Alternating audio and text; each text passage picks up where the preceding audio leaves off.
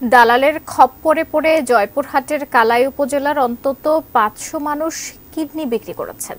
Kidney বিক্রির টাকায় সংসারের অভাব দূর করার প্রলোভন ছিল তাদের সামনে। ভাগ্য তো ফেরেইনি। অধিকাংশ মানুষ হারিয়েছেন কর্মক্ষমতা, শরীরের বাসা বেঁধেছে নানা রোগ।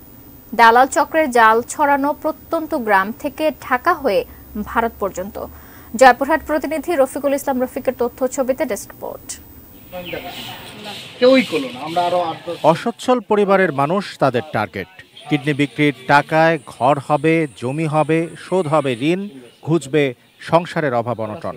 দালাল চক্রের এমন প্রলোভনের ফাঁদে পড়ে জয়পুরহাটের কালাই উপজেলার মাত্রাই ও উদয়পুর ইউনিয়ন সহ কয়েক গ্রামের প্রায় ৫০০ মানুষ তাদের কিডনি বিক্রি করেছেন। ভালো নেই তারা। কিডনি দেওয়া গেলে অনেক কিছু টাকা দিবি, হতে বাড়ি ঘর জায়গা জমি নিয়ে থাকে বা মুসল পড়লে সুন্দরভাবে দিন যাবে, কিন্তু এখন অনেক ক্ষেত্রে দেখা যাচ্ছে যে না, সেটা ভুল ধারণা। ২০ কেজি একটা জিনিস বা ১-১.৫ মণ একটা জিনিস যে ভার বয়া কেউ নিয়ে যাবে, এরকম মনে করেন যে তাদের কোনো ইয়া নেই।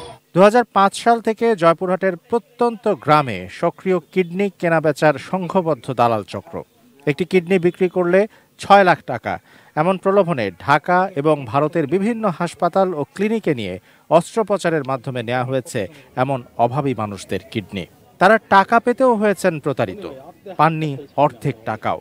বরং একটু ভালো জীবনের স্বপ্ন দেখা মানুষগুলো এখন নানা রোগে শোকে আক্রান্ত। অনেকেই হারিয়েছেন কর্মক্ষমতা। নিজের ভুল মেনে নিয়ে সরকারের সহযোগিতা চাইছেন ভুক্তভোগী মানুষগুলো। ৬ লাখ টাকা দেয় না, কিডনি লওয়ার পর বাইতাছি টাকা লিবার গেছি, টাকা দেয়নি।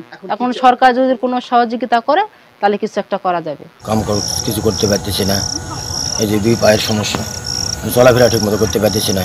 কিডনির বাজার হিসেবে কালাই উপজেলার বদনাম ঘোচাতে চান উপজেলা চেয়ারম্যান। সকলকে সচেতন হওয়ারও আহ্বান তার। আগে যারা কিডনি দিয়েছেন বা বিক্রি করেছেন তারা এখন শারীরিকভাবে এবং অর্থনৈতিকভাবে অনেক ক্ষতিগ্রস্ত। বিভিন্ন স্তর থেকে তাদেরকে সহযোগিতা করার চেষ্টা করি। যারা ভুল করে বা প্রতারিত হয়ে কিডনি বিক্রি করেছেন তাদের চিকিৎসার আশ্বাস সিভিল সার্জনের। প্রতারিত হয়ে কিডনি ডোনেট করেছেন তারা যদি এখন কোন রকম শারীরিক প্রতিবন্ধকতার শিকার হন অথবা অসুস্থ হন, তাদের জন্য আমাদের স্বাস্থ্যসেবা বিভাগ খোলা আছে। কিডনি কেনাবেচায় দালাল চক্র দমনে জোর পুলিশি অভিযান দাবি কালাই উপজেলাবাসীর। Shamsul Arefin, desk report, ATN news.